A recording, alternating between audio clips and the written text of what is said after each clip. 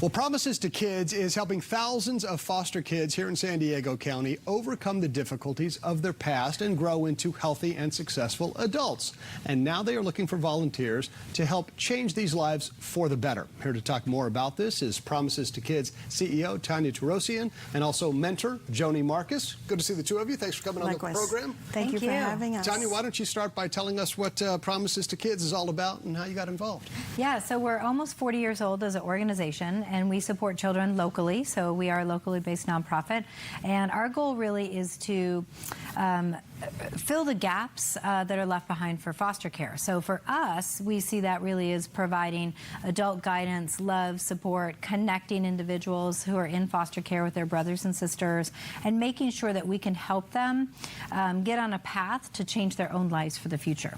So we do that through our Guardian Scholars program, which is through education, scholarships, and mentoring, and making sure that they have the tools they need to succeed, graduate from college, get a degree, and then break the cycle of child abuse with their own families. I read that most foster kids move about 5 times between homes before they're 18. Yes, it's really difficult. So they're facing the trauma that brought them into foster care, and then repeated moves really just teaches them that they don't have anyone to count on and that there's nobody in their corner or stability. And so that's where mentoring is critical to these young people. Well, let's talk to Joni about mentoring, because you won the Outstanding Mentoring for the Year award, right? Yes, it was so quite an honor. congratulations.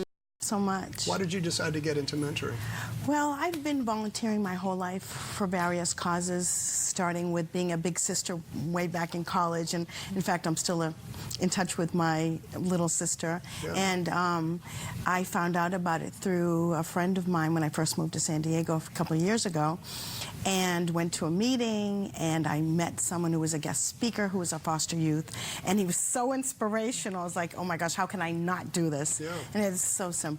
What do you find are the most challenging things that you come across with foster children? What are the difficulties that they're having? Well, I only work one-to-one with one lovely young woman, and the challenge at the time was that she was very shy and not very forthcoming, and soon, little by little, she blossomed, and we built a trust factor, as you can imagine, and today she's almost not recognizable as the same person, from being a shy person with no voice to someone with a voice and very opinionated. So it's wonderful. Terrific. Yes. Tanya, about 80% of foster kids have issues with mental health and depression, which, you know, you would imagine, sure, it's got to be one of the toughest things to go through. It's really difficult because they're trying to overcome the severe abuse that led them to come into care, and then coupled by feelings sometimes of not being heard or not that they matter, and really that they don't have a say over their future. And so all of that compounds, and there are 80% that do have, the most common is depression,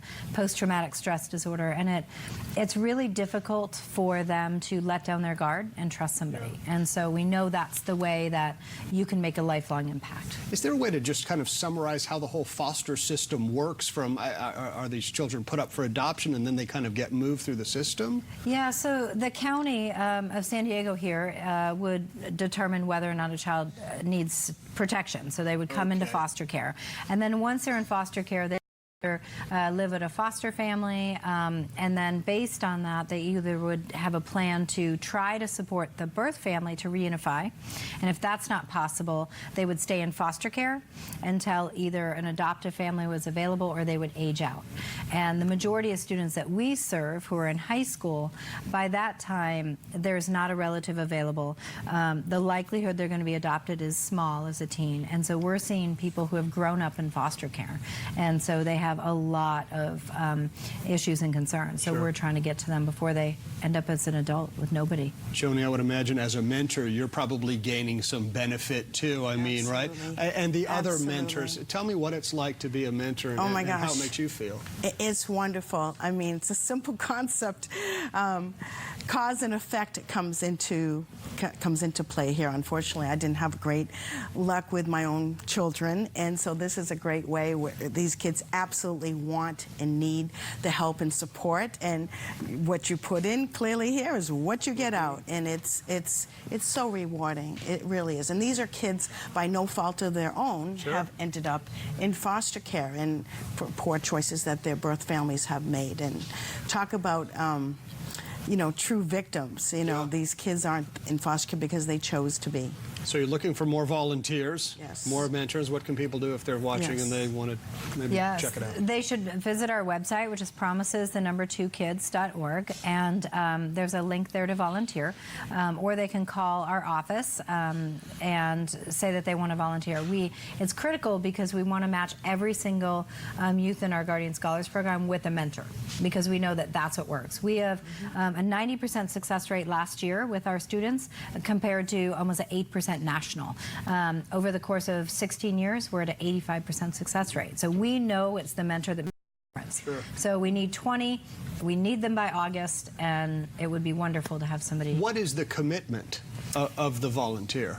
We ask them to commit for a minimum of 1 academic year, which is 10 months, and it's approximately 10 hours a month, meeting one-to-one with the youth at least one time, hopefully twice, but if you can't make the second time in person or they can't, it's a phone call, it's a text, it's just being there and showing up. Just one time within the year? One time a month once that they week? meet. Once a month. Right. Okay, sure. Or more. Or more, yes. Sure. We have some that are meeting all the time. Right, it just right. depends. And it's one-to-one. You find that Yes. that's the best way, as opposed to say you have like several children. Yes, Correct. Yeah.